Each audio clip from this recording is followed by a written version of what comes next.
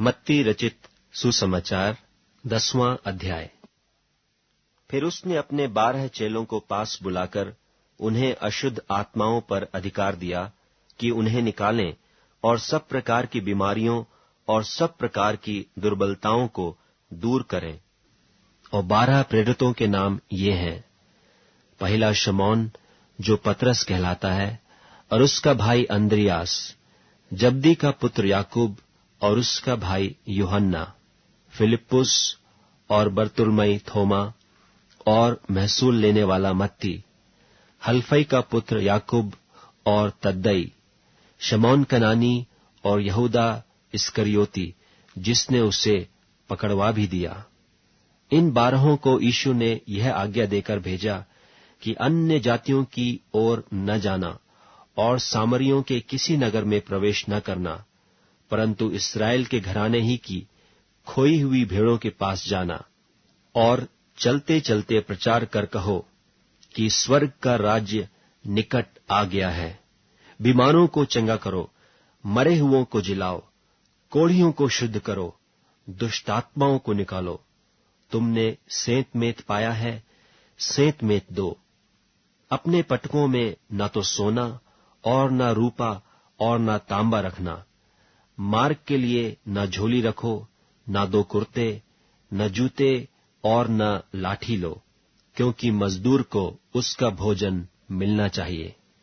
जिस किसी नगर या गांव में जाओ तो पता लगाओ कि वहां कौन योग्य है, और जब तक वहां से न निकलो उसी के यहां रहो, और घर में प्रवेश करते हुए उसको आशीष देना।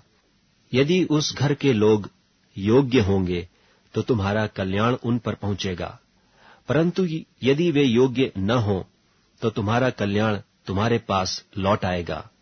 और जो कोई तुम्हें ग्रहण न करे और तुम्हारी बातें न सुने, उस घर या उस नगर से निकलते हुए अपने पांवों की धूल झाड़ डालो। मैं तुमसे सच कहता हूं कि न्याय के दिन उस नगर की दशा से सदोम और अमोरा के देश की दशा अधिक सहने योग्य होगी। देखो, मैं तुम्हें भेड़ों की नाई भेड़ियों के बीच में भेजता हूं। सो सांपों की नाई बुद्धिमान और कबूतरों की नाई भोले बनो, परंतु लोगों से सावधान रहो, क्योंकि वे तुम्हें महासभाओं में सौंपेंगे और अपनी पंचायतों में तुम्हें कोड़े मारेंगे।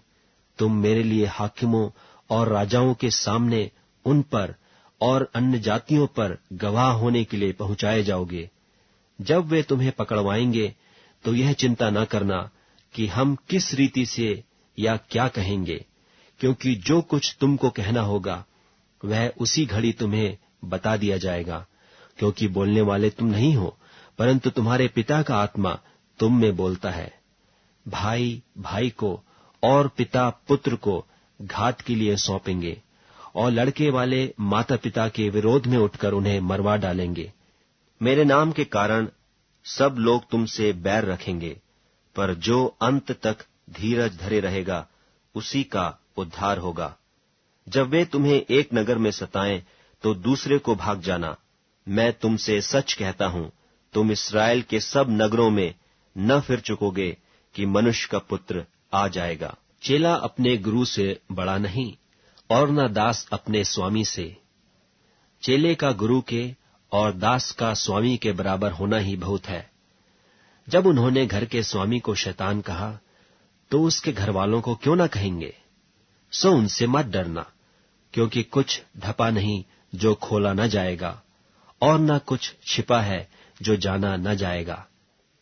जो मैं तुमसे अंधियारे में कहता हूं उसे उजियाले में कहो, और जो कानों कान सुनते हो उसे कोठों पर से प्रचार करो। जो शरीर को घात करते हैं पर आत्मा को घात नहीं कर सकते, उनसे मत डरना, पर उसी से डरो जो आत्मा और शरीर दोनों को नरक में नाश कर सकता है। क्या पैसे में 2 गरैये नहीं बिकती? तो अभी तुम्हारे पिता की इच्छा के बिना उनमें से एक भी भूमि पर नहीं गिर सकती। तुम्हारे सिर के बाल भी सब गिने हुए हैं। इसलिए डरो नहीं, तुम बहुत गौरैयों से बढ़कर हो। जो कोई मनुष्यों के सामने मुझे मान लेगा उसे मैं भी अपने स्वर्गीय पिता के सामने मान लूंगा। पर जो कोई मनुष्यों के सामने मेरा इनकार करेगा, उससे मैं भी अपने स्वर्गीय पिता के सामने इनकार करूंगा। यह ना समझो कि मैं पृथ्वी पर मिलाप कराने को आया हूं। मैं मिलाप कराने को नहीं, पर तलवार चलवाने आया हूं। मैं तो आया हूं कि मनुष्य को उसके पिता से, और बेटी को उसकी मां से, और बहू को उसकी सास से अलग कर दूं। मनुष्य के बैरी उसके घर ही के लोग होंगे। जो माता या पिता को मुझसे अधिक प्रिय जानता है, वह मेरे योग्य नहीं, और जो बेटा या बेटी को मुझसे अधिक प्रिय जानता है, वह मेरे योग्य नहीं, और जो अपना क्रूस लेकर मेरे पीछे न चले, वह मेरे योग्य नहीं। जो अपने प्राण बचाता है, वह उसे खोएगा, और जो मेरे कारण अपना प्राण खोता है, वह उसे पाएगा। जो तुम्हें ग्रहण करता है, वह मुझे ग्रहण करता है, और जो मुझे ग्रहण करता है,